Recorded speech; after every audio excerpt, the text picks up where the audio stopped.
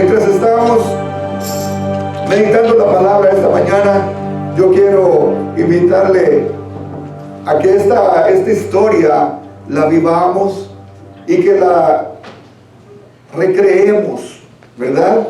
Porque es necesario que cuando nosotros estudiamos la palabra, nosotros también veamos, y es parte de lo que a mí me gusta predicar, las historias bíblicas tienen un propósito, tienen principios bíblicos, pero también ¿qué me dice la palabra a mí? Yo no quiero nada más que veamos la historia, sino que veamos qué es lo que la palabra de Dios me está diciendo en el siglo que me está tocando vivir. Y esta mañana vamos a ver lo que es el reino de Dios viviendo una cultura de fe.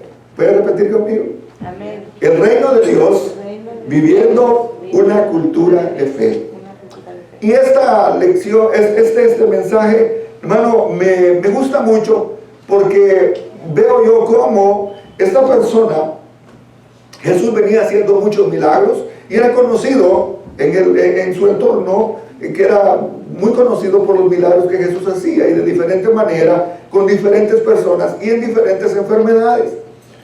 Pero cuando llega a esa parte me maravilla. Dice la palabra, entrando Jesús en Capernaum, vino a él un centurión rogándole y diciéndole: Señor, mi criado está postrado en casa, paralítico, gravemente atormentado. Y Jesús le dijo: yo iré y le sanaré. Respondió el centurión y dijo: Señor, no soy digno que entre bajo mi techo, solamente di la palabra y mi criado sanará. Porque también yo soy hombre bajo autoridad y tengo bajo mis órdenes soldados, y digo a este: ve y va, y al otro: ven y viene, y a mi siervo: haz esto, y lo hace. Al oírlo Jesús se maravilló y dijo a los que le seguían: de cierto digo que ni aún en Israel he hallado tanta fe. Señor, gracias por tu palabra. Es bendita, pero también añade bendición, Señor, a nuestra vida, que se vuelva realidad para este tiempo nuestro. Te alabamos, Señor, te glorificamos. Y queremos, Señor, que esta palabra nos autorice a nosotros y nos dé, Señor, la autoridad para hacer las cosas y también la obediencia para hacer las cosas de acuerdo a tu voluntad. Te agradecemos, Señor. Amén. Amén. Si es que esta historia, ¿verdad? Usted puede ver, el centurión vivía, él estaba actuando de acuerdo a la cultura que él vivía. ¿Qué era un centurión? Un centurión era una persona, un oficial del ejército romano que estaba a cargo no más de 100 personas. Generalmente una centuria era de 80 a 100 personas de las que este hombre estaba a cargo. Y el ejército romano consistía de varios centuriones, pero se habla específicamente de este centurión. Era muy conocido del pueblo judío. Se dice que era un hombre muy bueno, que les había construido a los judíos una sinagoga. Y él era conocido en el pueblo de Israel. Había conocido y había escuchado de que Jesús estaba ahí y que Jesús tenía la capacidad de poder hacer milagros. Y esto es hermoso porque nos da la visión de que cuando él mira a Jesús, dijo: esta es mi oportunidad. ¿A usted le ha pasado alguna vez que no sé, pero usted mira y dice: esta es la oportunidad que estaba esperando? Y usted, al igual que este centurión, él vio la oportunidad de poder hacerlo. Muy pocas veces se habla de que Jesús se asombró, porque Jesús, él era el Hijo de Dios. Y para él no había mucho de qué asombrarse, porque él venía del mundo de donde suceden los milagros, donde él estaba acostumbrado a ver las cosas imposibles ser posibles. Pero dice la palabra que Jesús se asombró de esta persona. No se tampoco esperaba Jesús que esa fe viniera de una persona que no era judía. Él era un oficial romano. Pero lo único que él sabía, los centuriones eran militares romanos y ellos estaban acostumbrados entonces a una disciplina. Repita conmigo: disciplina. Al igual que los soldados en ese tiempo y ahora, todos los soldados se conocen por ser una persona muy disciplinada. Amén. Los soldados son personas disciplinadas. Tienen una hora de levantarse, tienen una hora de hacer todas las cosas. Y eso se llama disciplina. Ellos están acostumbrados a seguir órdenes y a recibir órdenes y a dar órdenes. Me acuerdo cuando nuestro hijo se fue para los Marines y estuvo en Camp Pendleton. Y yo al principio le decía, ¿estás seguro que quieres ir a eso? Porque no le miraba talla yo de soldado. Pues imagínense, la mayoría de los muchachos aquí, su cuarto, usted va y no sabe, no encuentra ni dónde caminar. Pero ¿sabe qué? Al final de cuentas, porque el entrenamiento era muy duro, muy difícil. Se está considerado en Estados Unidos uno de los más difíciles, además de los Navy SEALs. Los de los Marines es uno de los más difíciles entrenamientos que hay. Pero él me dijo que sí. Para comenzar, él casi no habla mucho. Y casi siempre cuando uno le decía alguna cosa, solo que hacía así. Y en lo militar, usted tiene que contestar, ¡sí, señor! Y le dicen alguna orden y usted tiene que contestar. Eso es parte de la disciplina. Parte de que se tienen que levantar, tienen que correr, tienen que entrenarse. Esas son partes de las disciplinas de un soldado. El apóstol Pablo nos dice a nosotros que somos soldados de Cristo. El problema es que muchas veces no hemos entendido a qué ejército pertenecemos. Y entonces uno dice, levante la mano derecha y levanta la mano izquierda. Entonces no estamos disciplinados en esta cultura. Él sabía perfectamente, por eso el centurión sabía perfectamente cómo se manejan las cosas a nivel de autoridad. La autoridad, hermano, no se demanda, la autoridad se gana con el ejemplo. Este centurión era conocido entonces porque era un oficial romano. Lucas dice que estaba a punto de morir, pero el centurión había escuchado sobre Jesús y decide de alguna manera acercarse para ver a Jesús, para que Jesús hiciera un milagro. Este hombre sabía que Jesús podía sanarlo. Si él había visto y había escuchado otros milagros, él asoció que la autoridad que tenía Jesús en el mundo espiritual no era solo para ciertas personas, sino que la autoridad que Jesús tenía, él la reconocía, porque él era un hombre de autoridad. Por cierto, no sé si usted sabe, pero en el mundo espiritual hay jerarquías, ¿verdad? Está el Padre, el Hijo, el Espíritu Santo. Además de eso están las potestades, están los gobernadores, están los principados, están las huestes celestes, donde están también los arcángeles, los querubines, los serafines y los ángeles que generalmente nosotros escuchamos.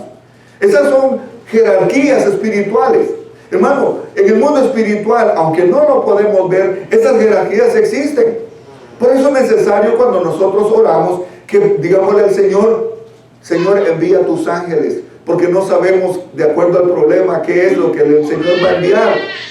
Usted sabe que cuando está en guerra no se van a mandar los reclutas primero, se manda a la gente más preparada, porque se sabe que estamos en guerra. Entonces en el mundo espiritual es lo mismo. Este centurión romano sabía perfectamente que la autoridad que tenía Jesús, de qué manera él la podía implementar, porque sabía que Jesús tenía autoridad. Amén. La palabra usada para rogar es paracleo y significa suplicar. Hermano, muchas veces nosotros no sabemos cómo suplicar, ¿verdad? Dice mi mamá que le mande una libra de sal. Y eso no es suplicar. Él dice que se inclinó y le rogó a Jesús. ¿Se imagina usted esa escena? El soldado romano, vea esto. Yo quiero que visualice usted, vaya conmigo a este tiempo que estaba pasando. Ese soldado romano, porque todo lo que era Israel estaba bajo la autoridad romana. Amén. Pero ese oficial va y se postra. Amén. Delante de Jesús. Para los romanos, los judíos eran como una clase no muy alta que digamos. Pero reconoce la autoridad de Jesús y se inclina. Amén. Y le dice todavía, se considera indigno de que Cristo entrara a su casa. Incluso era considerado ante este panorama el centurión. Era para un judío recibir un centurión en su casa no era tan buena cosa que digamos. Pero sin embargo, él le dice, ni que él ir a la casa de Jesús, ni que Jesús entrara a su casa. Le dice, no soy digno de que entres a mi casa. Se da cuenta cómo reconoce la autoridad y le dice, no soy digno que entres a mi casa. Solo di la palabra. Esto es lo que llama la atención. Solo di la palabra. Cuando este hombre entiende y comprende que la autoridad de Cristo está en la palabra.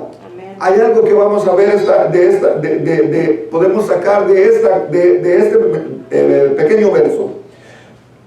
Dice, desde donde estés o donde esté el siervo iba a sanar. ¿Por qué? Porque era la palabra de Jesús. La palabra tenía el poder. Se puede ver la palabra aquí, lo que le conoce como logos. Es la palabra que crea. También en Juan 1:1, donde dice, en el principio era la palabra y esa palabra era Dios y la palabra se hizo carne y habitó entre nosotros. La palabra entonces que estaba diciendo el centurión era la palabra de creación. Cuando Jesús hablaba, Él estaba creando. Se recuerda cuando le habló a los vientos. Se recuerda cuando también estaba reprendiendo demonios. Esa palabra, estamos hablando de que la palabra tiene autoridad. Hermano, tenga mucho cuidado con lo que usted dice. Tenga mucho cuidado con cómo usted se expresa de los demás. Porque esa palabra tiene poder. Lo que usted diga puede cambiar el curso de la vida de una persona. Y se lo voy a poner de esta manera. ¿Cuántos padres cuando están enojados le dicen, vas a terminar borracho? ¿Y cómo termina? A muchos todavía dicen, hijo del diablo. O a veces tiramos la palabra, pero la tiramos muy descuidado. Bueno, la palabra tiene poder. Cuando usted habla, el enemigo también está escuchando. Es que no sirvo. Es que yo aquí, yo allá. No. Usted no, dice la Biblia que usted es real sacerdocio, nación santa. Amén. Y por lo mismo a nuestros hijos, hermanos, tengamos cuidado cómo les hablamos. Amén. Porque la palabra tiene autoridad. En el mundo espiritual lo que usted habla, hermano, tenga cuidado porque eso lo ata también a usted. Así como usted puede desatar. ¿Cuántas veces hemos estado en una situación, una tras otra, hasta cuando viene la palabra y la palabra nos libera y la palabra quita, rompe las cadenas y rompe ataduras? Amén. Por eso es bueno decir hasta aquí, ponerle un hasta aquí a la situación que nos ha estado afectando, porque si conocemos y entendemos que la autoridad que Dios nos da es para atar y desatar. Él lo dice en su palabra. Dice, puede ver la palabra aquí, que lo que se está diciendo entonces es una palabra de autoridad de parte de Dios. Ese centurión no deseaba que Jesús entrara a su casa, sino nada más con solo que dijera la palabra, él sabía que su siervo iba a sanar. A eso se conoce como fe. Por eso nuestro Dios es un Dios que su familiar puede estar en México, en Guatemala, en Honduras, pero cuando usted ora y le dice, Señor, envía a tus ángeles que hagan una operación, y ellos se mueven. Acuérdense que los ángeles son servidores, los ángeles son mensajeros, para eso está. Y muchas veces nos pasa como la del centurión, queremos el milagro del Señor, pero no queremos que Jesús entre en nuestra casa. Tal vez no lo había visto desde este punto de vista, pero muchas veces queremos solo el milagro de Dios, pero no queremos que Jesús entre en nuestra casa. Cuando Jesús entró en nuestra casa, cambia las cosas, cambia mi perspectiva. Aunque no está implícito, pero hermano, es de hecho que nosotros no solo queremos y anhelemos los milagros de Dios, sino que también entregarle nuestra vida.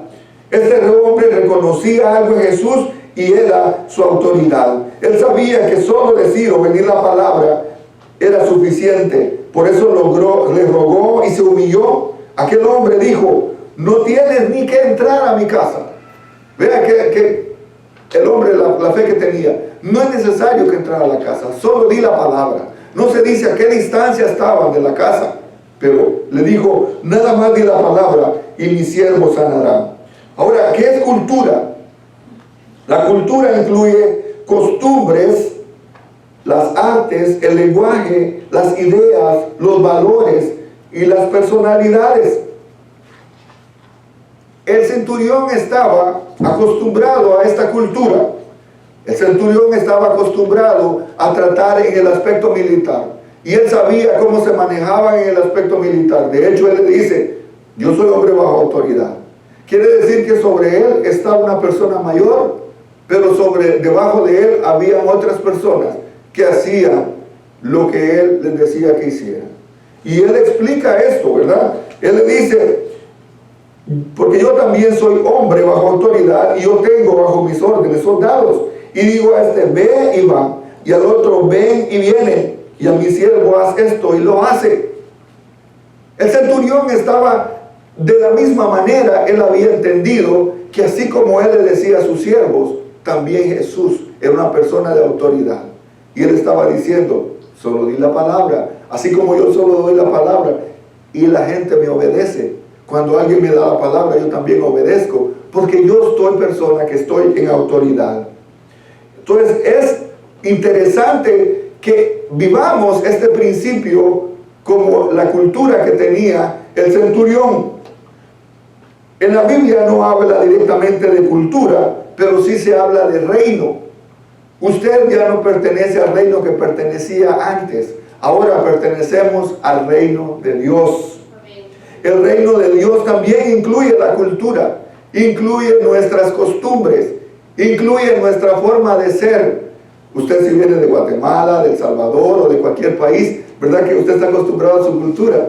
De hecho, cuando celebramos aquí el Día de la Hispanidad o cuando hay oportunidad de celebrar, ¿qué es lo que primero se hace la diferencia? La comida, ¿verdad?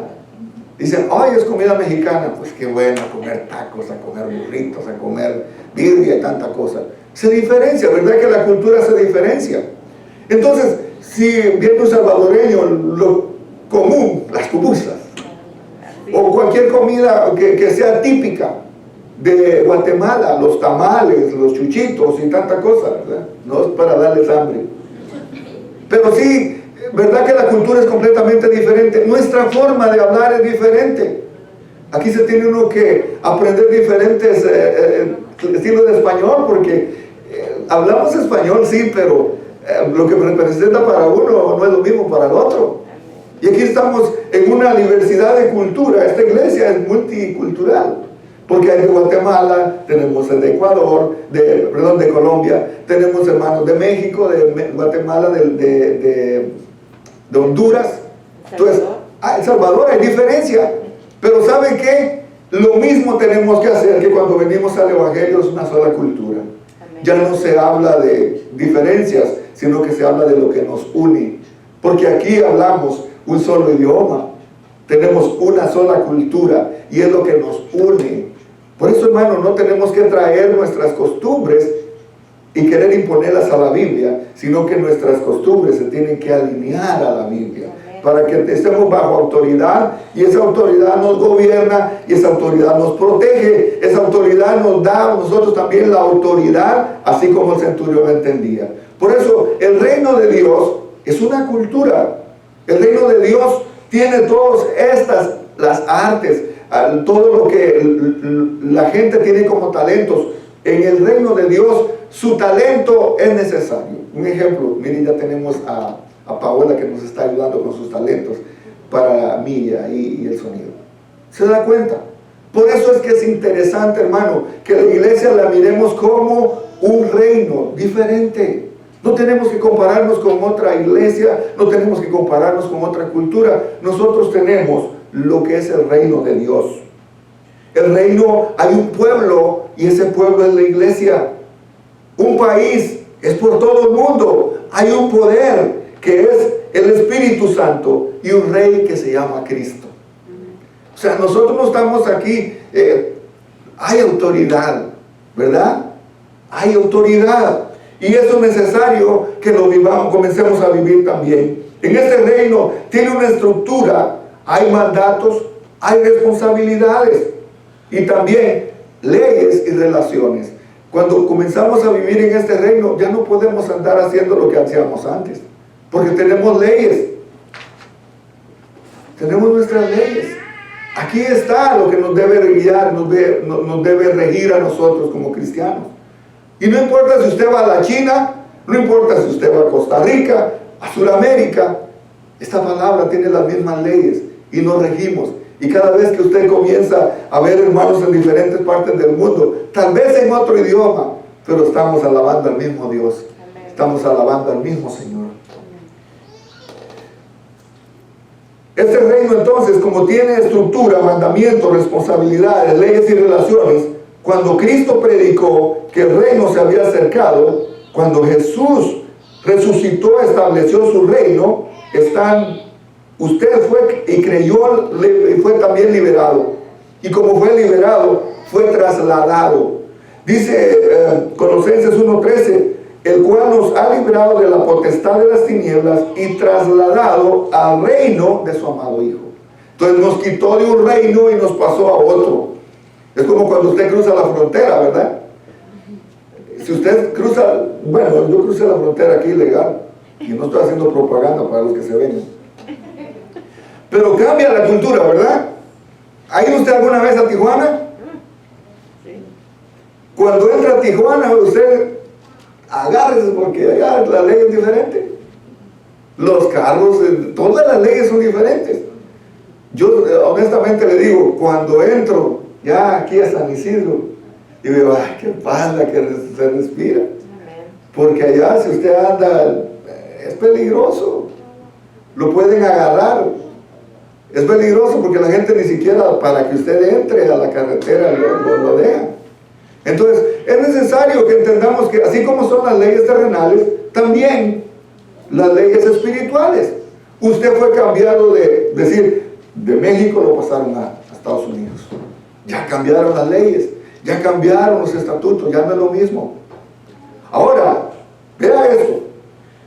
Si así como dice Colosenses 1:13, que fuimos quitados de la potestad o librados de la potestad de las tinieblas y trasladados al reino de su amado Hijo, entonces, ¿qué es lo que nosotros tenemos que seguir? Las leyes y los mandatos de este reino que es diferente. Claudia, creo que se apagó Una cosa que es interesante también, fuimos liberados de una cultura, de un sistema de enseñanzas, de una formación y de esta libertad que hizo que usted pudiera ser trasladado, plantado en un nuevo reino con una nueva cultura. Imagínese lo que es que lo agarren de aquí y lo pasen para acá. Eso es lo que Jesús hizo, nos quitó de las tinieblas y nos pasó al reino de su amado Hijo, dice la palabra. Entonces, lo que estábamos haciendo antes ya no funciona. Tiene que ser una nueva, un nuevo sistema. La Biblia dice que de modo que si alguno está en Cristo, ya no pertenece a sino que pertenece a este reino. Las cosas que estaba haciendo aquí ya no las tiene que hacer. El apóstol Pablo lo dice en Colosenses. Si alguno está en Cristo, nueva criatura es. Porque las cosas viejas ya pasaron. Yo no puedo andar con un pasaporte guatemalteco porque ya no soy guatemalteco. Sí me gustan los chuchitos. Sí me gusta todavía cuando voy y hablo como chapín. Pero ya estoy aquí en los Estados Unidos. Entonces, eso es lo que representa, lo que tiene que ver de que ya no estamos en las tinieblas, estamos en un reino de luz. Entonces tenemos que dar indicio, la gente tiene que conocer cuál es nuestra cultura. Aquel centurión estaba formado en una cultura de mando y sujeción. Él había vivido para ser soldado. Él tenía bajo su autoridad y él mismo estaba bajo autoridad. Su labor era recibir órdenes y también dar órdenes. Para él no era nada nuevo que alguien le diera órdenes, pero tampoco era algo nuevo que él diera órdenes y se hicieran. Él estaba acostumbrado en eso. Le ponía el ejemplo de este entrenamiento de mi hijo, porque si usted va a ese lugar dice, ay, pero qué feo le gritan. ¿Y qué quiere usted? Que como su mamá le dice, ay, mijito, levántate. Mira la cama, hijo, hay que hacerla. ¿Usted cree que así le hablan allá? Yo le digo porque esa es la cultura, ¿verdad? Le están enseñando, ya no está en la casa. Aquí ya no está tu mamá, mijito. Hay que hacer su cama, hay que levantarse temprano, hay que peinarse, hay que afeitarse, hay que estar no todo desaliñado. Entonces hay un cambio. Y eso es a lo que voy. Cuando fuimos por el muchacho, lo mirábamos allá en el entrenamiento, pero cuando vino a la casa, completamente diferente. Bien paradito, hasta caminaba y diferente. Y yo, ¿qué cambio le hicieron, hermano? Pero muchas veces nosotros estamos todavía en esta cultura cuando ya el Señor nos pasó a esta. El principio es de que no tenemos que estar haciendo las mismas cosas que hacíamos antes, porque estamos en un reino diferente. Desde esa mentalidad, él le dice a Jesús, porque él sabía, le dice, yo no soy digno que entre a mi casa, tan solo di la palabra y mi siervo sanará. Él le dice, porque yo estoy. La cultura de él era de recibir y dar órdenes. A él no se le hacía entonces nada fuera de lo común que le dieran órdenes. Qué feo es, ¿verdad?, que a uno le vengan a decir, hermano, puede hacer esto. Ay, ni que fuera mi papá. Porque no estamos acostumbrados muchas veces a que nos den órdenes, ni dar órdenes. Y nos cuesta decir cuando no tiene que venir a estas horas, no tiene que hacer esto. Se nos hace, ay, me dieron los sentimientos. Todavía no sabemos lo que es recibir ni dar órdenes. Pero en la cultura del reino, hermano, eso es lo que se tiene que vivir. Para este centurión, su formación, entonces, la estaba poniendo en práctica, porque él le dijo, di la palabra. Él no sabía, él estaba en un mundo completamente diferente, porque para él eso era lo común. En otro aspecto tal vez fuera diferente, pero este centurión lo estaba viendo desde el punto de vista donde él se movía. Y en el mundo espiritual, eso es lo que nosotros tenemos que hacer. Vamos a orar, ojalá que no se muera. No, hermano, la palabra no dice eso. Oremos, lo que le dice la Biblia, ¿verdad? Oren por el enfermo. No está diciendo que si se sana o se muere. La orden que nos está diciendo es oremos. Tenemos que orar.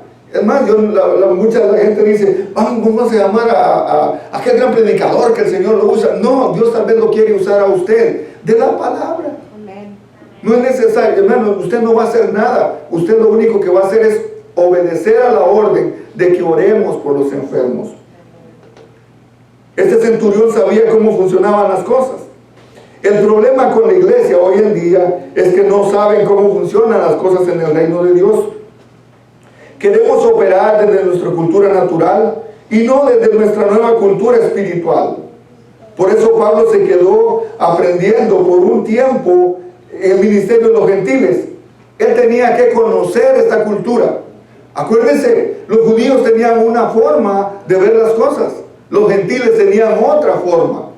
Los gentiles no tenían las leyes que tenían los judíos. Y el apóstol Pablo se quedó conociendo la cultura de los gentiles para poder enseñarle a los gentiles. Amén. Es ser inteligente, porque hermano, no podemos entender las cosas de la iglesia, no podemos conocer las cosas de este reino si nosotros no estudiamos, no vemos lo que en este reino se tiene que practicar. El cambio de cultura se necesita. El cambio de cultura requiere sacrificio. La salvación no requiere sacrificio. Dice que es un regalo de parte de Dios. Usted es salvo por gracia. Usted es salvo porque aceptó al Señor en su corazón y usted fue salvo.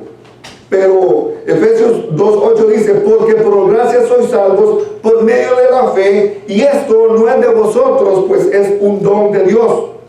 Pero la vida del creyente, si va a ser un discípulo, sí. Jesús dijo en Mateo 16:24, entonces Jesús dijo a sus discípulos, si alguno quiere venir en pos de mí, niéguese a sí mismo, tome su cruz cada día y siga. Vean que Jesús no le estaba rogando. Él le dijo, si alguno quiere venir detrás de mí, en pos de mí, niéguese a sí mismo. Esto de negarse a sí mismo implica mucho, ¿verdad? A quitar las cosas que a mí me agradan, las cosas que a mí me gustan, por agradar a mi Señor. A quitar muchas cosas que me causaban placer, ya no hacerlas. A negarme a mis gustos personales, a negarme a lo que a mí me gusta. Eso no es fácil. Por eso muchos dicen, ay, pero tanta cosa aquí, si allá no nos exigían tanto. Pero ¿sabe qué es lo que pasa? Si queremos ser discípulos, sí tenemos que pagar un precio. Porque vamos a tener que renunciar a muchas cosas que nos gustan o nos gustaban por causa de agradar a nuestro Señor. Los sacrificios se hacían en un altar en el Antiguo Testamento. La historia, usted va al Antiguo Testamento y había un procedimiento para hacer un sacrificio. Se escogían las piedras, se levantaba el altar, después se ponía la leña, después se mataba la ofrenda, después que se mataba la ofrenda se hacía pedazos y se ponía sobre el altar. Generalmente le llamaban un holocausto. Y después, ¿qué? Se le prendía el fuego, ¿verdad? Ahora, ya no está, ya ese proceso no está.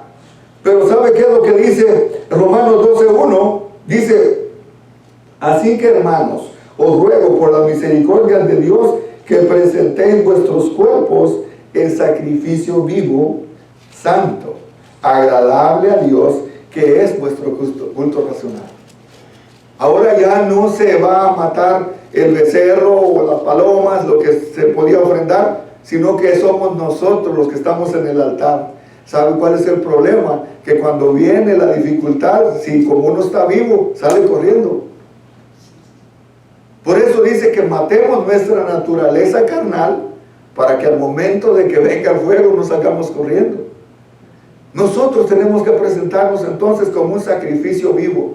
Y muchas veces no vemos eso tal vez así literalmente como lo presenta la Biblia, pero sí muchas veces tenemos que sacrificarnos por agradar a Dios. Agradar a Dios no es fácil. Hacer lo bueno nunca ha sido fácil ni nunca lo será. Usted le puede decir a cualquier persona, antes que le requerían, no mucho, pero para ser cristiano sí hay un precio que se paga, ¿verdad? Y mucha gente no entiende esto. Piensa que es el pastor el que le está diciendo. No, es que hay leyes, hay códigos, hay estatutos, hay mandatos que ahora ya nos rigen a nosotros porque nos han sacado de este reino de tinieblas al reino de la luz.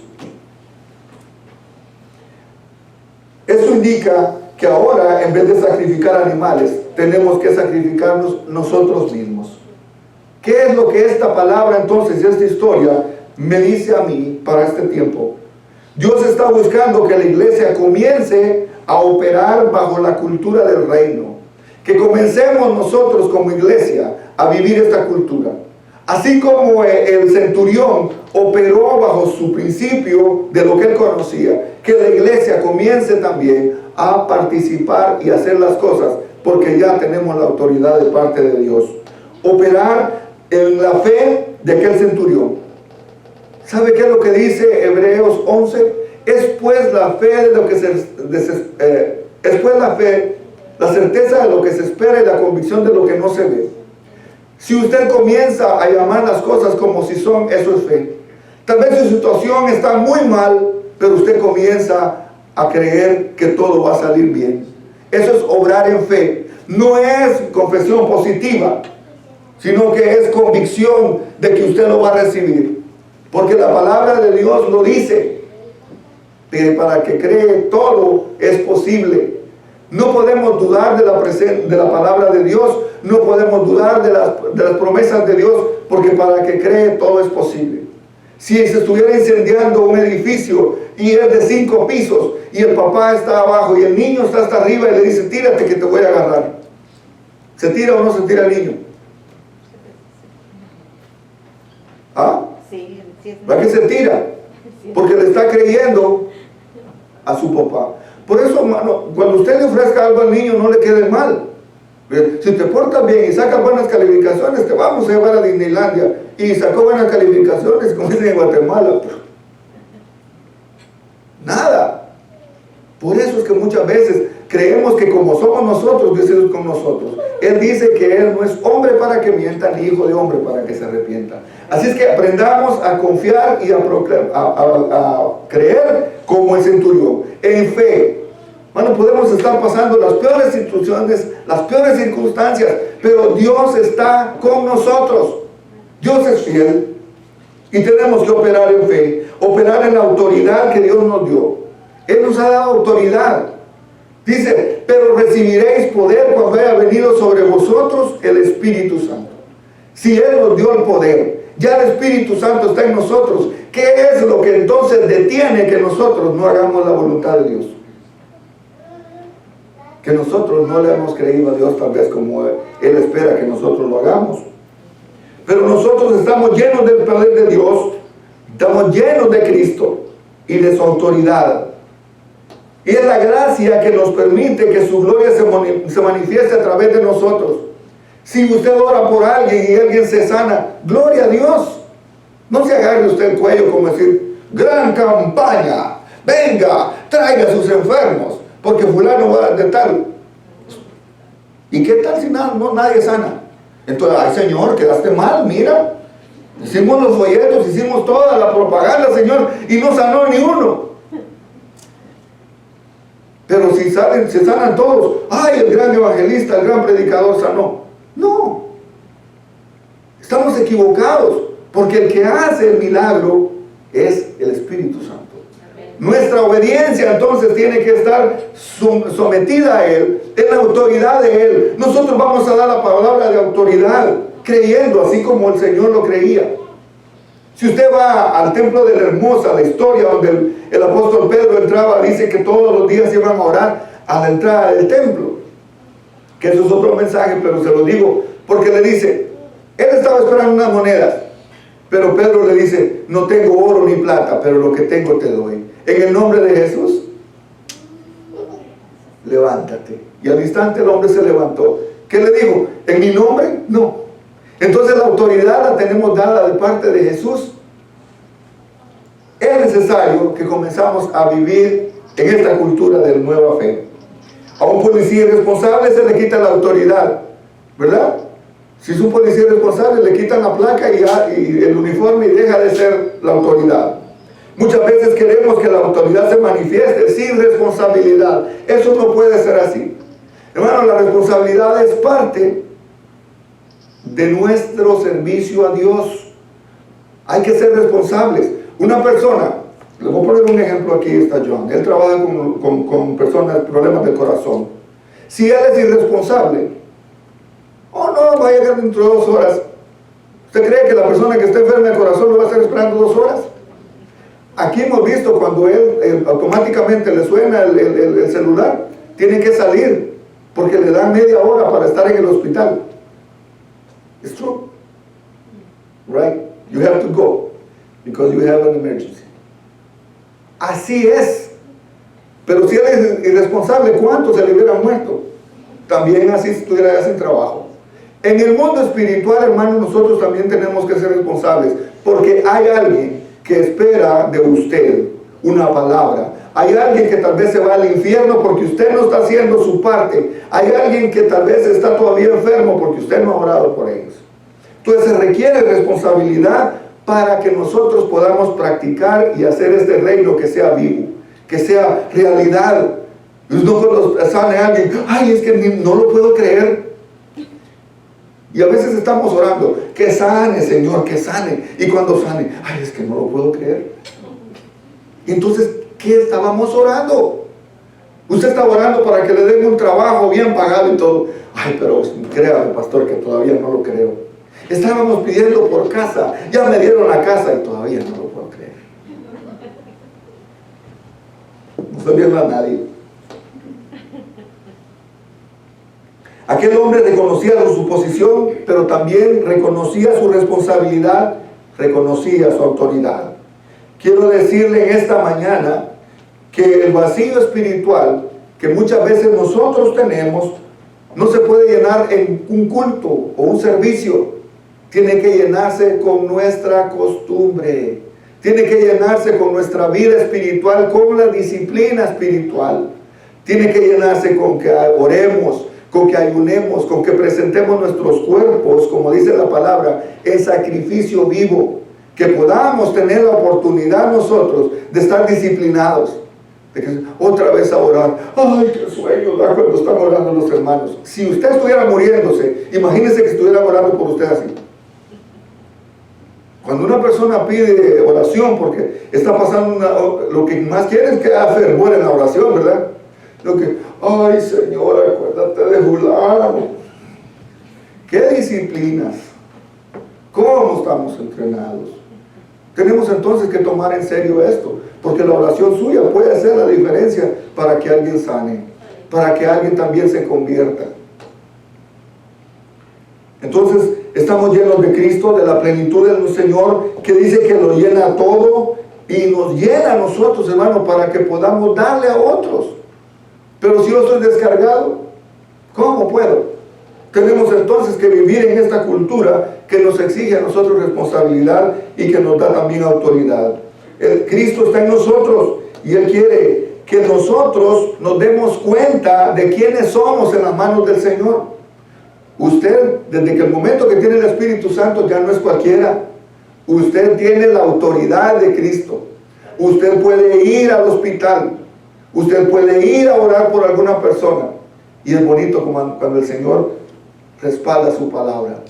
Me recuerdo de una vez que fuimos a predicar al Hospital General, hace muchos años de esto. Entramos ahí y de repente esta hermana comienza a evangelizar a la enfermera y le dice, ¿y dónde aprendiste japonés? Y le dice, ¿era de Guatemala? Y le dice, yo no, japonés. Sí, es que todo lo que me dijiste lo dijiste en japonés. Todo te lo entendí, me lo dijiste en mi idioma. Porque el Espíritu Santo es así. Hermano, no dudemos entonces de que el Señor nos va a usar a nosotros cuando estemos viviendo en este reino al que Él nos ha traído. En conclusión, yo le puedo decir esta mañana, las responsabilidades, la autoridad que tenemos es una realidad ya en nosotros. Comencemos a vivir en esta cultura, comencemos a hacer la diferencia nosotros en nuestro entorno, que la gente nos conozca, porque realmente estamos viviendo en un reino completamente diferente. A veces a nosotros nos cuesta, en medio de nuestro dolor e incertidumbre, correr a Cristo, postrarnos y suplicarle y rogarle y pedirle, di la palabra, no para que resuelva mi situación en ese momento, sino que para que transforme mi vida. ¿Cuándo es el momento que tenemos que venir y postrarnos delante del Señor? Y comenzar a decirle, Señor, manda la palabra a mi vida para que yo comience a transformarme. Y el Señor comienza a usar las cosas, comienza a usarme a mí, comienza a traer bendición para aquellas personas que tal vez han estado en vicios, han estado adictos en muchas cosas. Cuando usted comienza a decirle la palabra, usted comienza a transmitirle vida y comienza a tener eso hermoso que el Espíritu Santo puede transformar a las personas. Y usted puede ver cómo Dios cambia a las personas. Nosotros no podemos cambiar a nadie, pero el Espíritu Santo sí puede cambiar. Termino con esto entonces. Cristo quiere resolver nuestros problemas. Cristo quiere llenarnos de Él. Para Él, el mismo poder que levantó a los muertos, Él también lo puede hacer. Tal vez no físicamente, pero cuántos muertos espiritualmente pueden tomar vida y pueden llenarse de la vida que usted les dé. Porque Jesús es la vida. Dice que Él es también el pan de vida, que Él es el agua viva. Cuando usted lleva la palabra de Jesús, comienza a tomar vida. Cristo no quiere resolver solo sus problemas, sino quiere llenarlo de Él, para que Él mismo pueda hacer lo que hizo con otras personas, de cambiarlos, transformarlos, de cambiar al apóstol Pedro de una persona impulsiva a un hombre lleno del poder de Dios, que hizo tanto y alcanzó tanto para el reino de Dios. Lo único que debemos hacer es decir la palabra en el mundo espiritual, el nombre más alto de la jerarquía que nosotros tenemos. Y dice la Escritura en Juan 14:13, y todo aquello y todo lo que pidieres al Padre en mi nombre lo haré, para que el Padre sea glorificado en el Hijo. Esta mañana, no sé cuál sea su problema, yo le puedo decir con toda seguridad que el Señor está en control. Si alguna persona nos está escuchando esta palabra, no sé lo que esté pasando, lo que yo sí le puedo decir, que el Cristo que nosotros predicamos es el mismo de ayer, de hoy y para siempre. Y si hay problemas difíciles o dificultades económicas, dificultades de cualquier índole, para Dios todo es posible. ¿Por qué no inclina su cabeza y oramos? Le decimos al Señor esta mañana. Yo no sé, como le digo, cuál es su situación, pero el Señor sí la conoce. ¿A qué momento le va a dar la oportunidad a usted al Señor o inclinarse y decirle: Señor, solo di la palabra, yo la creo como la creyó el centurión, para que transformes mi vida? Señor, te alabamos.